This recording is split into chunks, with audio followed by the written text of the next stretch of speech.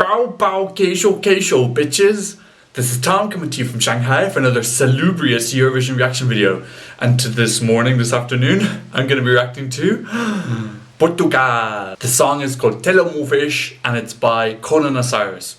So let's kiki!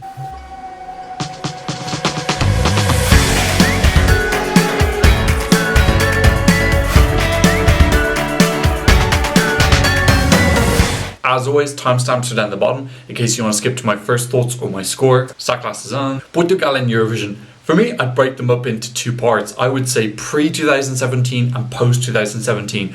Pre-2017, they were awful. You know, that really showed in the results. They had never won in 40 plus years. Their best result was 6th. They hadn't even been in the top 5. I haven't experienced of all the songs, but the one I knew were always just a little bit too quaint and a bit too twee. One does stick out for me though. I was a big fan of the contest in 1996. That's the first one that I had on VHS. I recorded it. And I remember I used to make my friend watch it with me.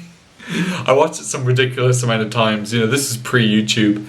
And one of the songs I remember was Portugal's song that year where she had a little ukulele and her very pretty long dress. Her name was Lucia Muniz. I think I remember that she was a student or something. That was back in the days when the person who represented in Eurovision was like the local guy down the shop. In that year when Ireland won, the girl Emer Quinn, I think she was a student in Trinity, which is where I studied. Post 2017, I think Portugal have been really excellent. Obviously Salvador Sobral in 2017 was a very esoteric but worthy winner. I liked him as a person. He had a great personality. I didn't care for his fast food comment. I thought it was a bit arrogant, but generally had a really sweet heart. Last year, Claudia Pascual was really hard done by. That song was gorgeous. I think it just suffered from the fact you only got to hear it once. It really was the type of song you had to hear a few times to get into the mood. Maybe their staging could have brought in the atmosphere a little bit more, but really that song was gorgeous. It definitely didn't deserve to come last. But the real noticeable thing for me of Portugal is since 2017, Festival de Cancao, which is their national final, the standard has been really, really excellent. And this year was no different. I'd say it was probably one of my favourite national finals this year. So this post is from 3 months ago.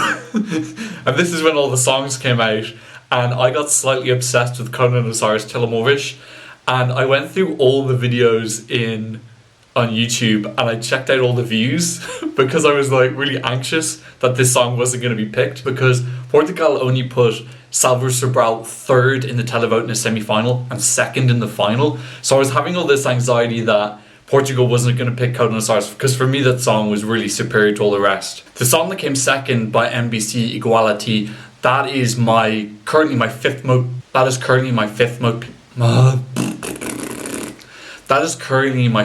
most played song in this season. It's my most played song that is not a finalist. I was always rooting for Telemóveis over that though because it had that extra something, and MBC's final performance, it was too needy. The song was about equality but it almost felt like it was begging. It felt like the antithesis of what the message of the song was, unless I misunderstood the meaning, but equality I assume means equal to you. And yeah, the performance just didn't work. I was a big fan of Conan Osiris. Okay, hopefully I haven't spoiled too much of what I'm going to think about this.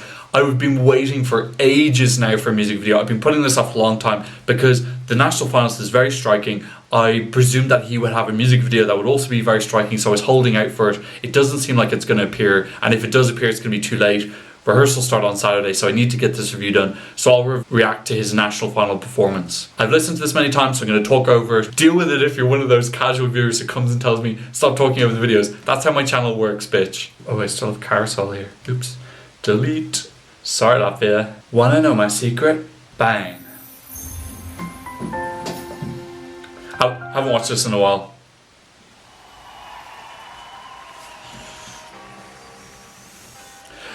Amazing starting. You can tell immediately from the first few bars that this song is different.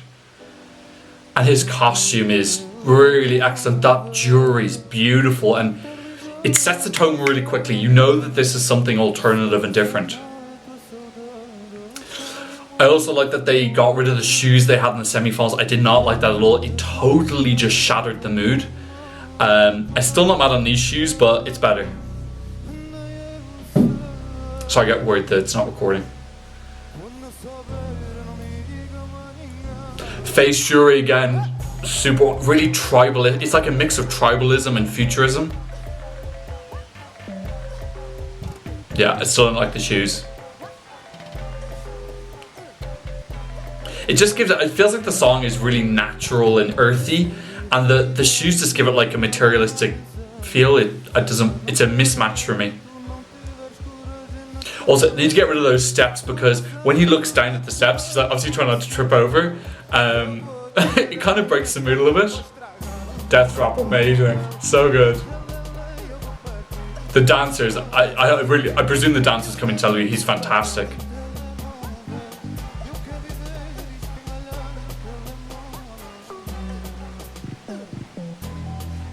Beautiful instrumental coming in, that kind of Turkish sounding guitar.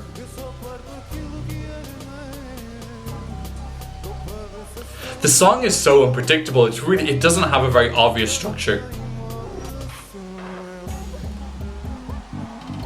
I hope this kind of, it sounds like a wood instrument. That's a beautiful part. I really hope that you will be able to hear that in Tel Aviv, because it adds a lot to the song.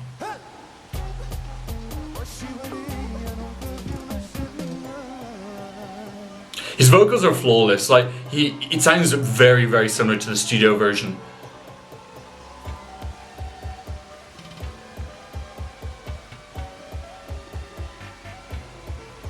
They're just so competent as performers. They really do. They're so in the moment and they own the stage.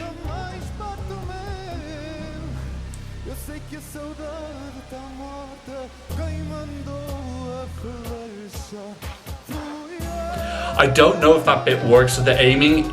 They looks like they have to concentrate too much to coordinate it correctly, and I feel like they lose a lot of fluidity when they're doing that. Though that kind of like bird dancing he does is beautiful. Another death drop. Hey, I'm happy with 50 death drops.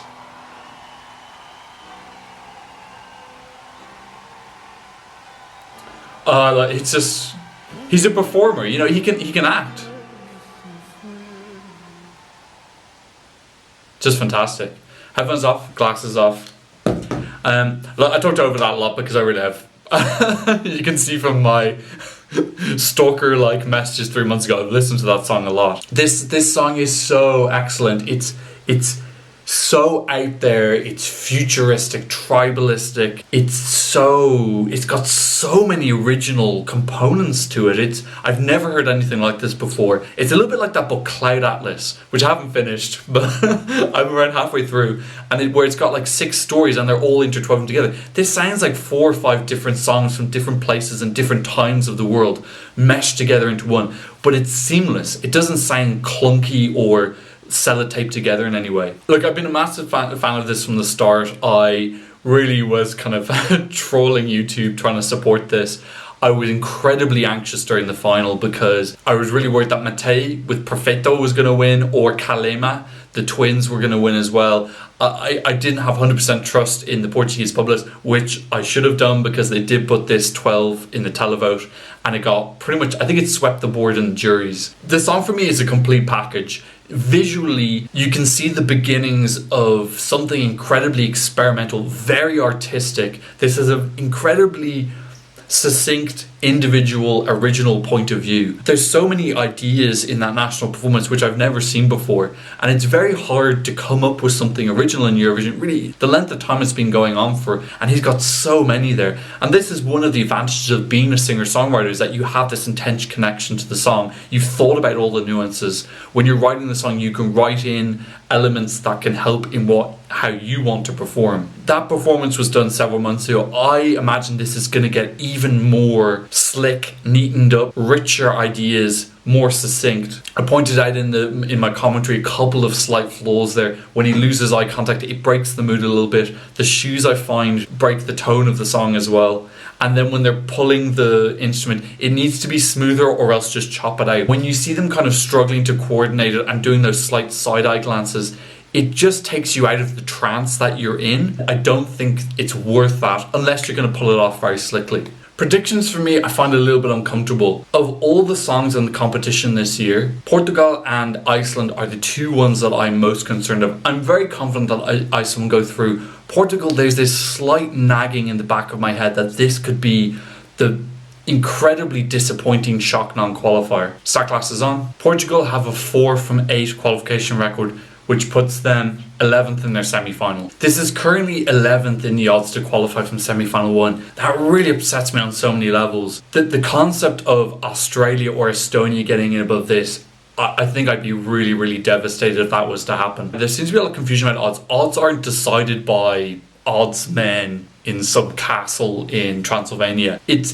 decided by people betting. The fact they're 11th is based on people betting, so people aren't believing in this really. Personally, I think this song is by far in the top 3 in terms of quality songs in the semi. The fact it's so low on the odds and that it's such a alternative, unusual song, I've just got a nagging worry. I hope that it's completely and utterly incorrect and they will be safely into the final. Coming to my score, this is a piece of art. It's incredibly authentic, original. This sounds like a mix of cultures. Audially?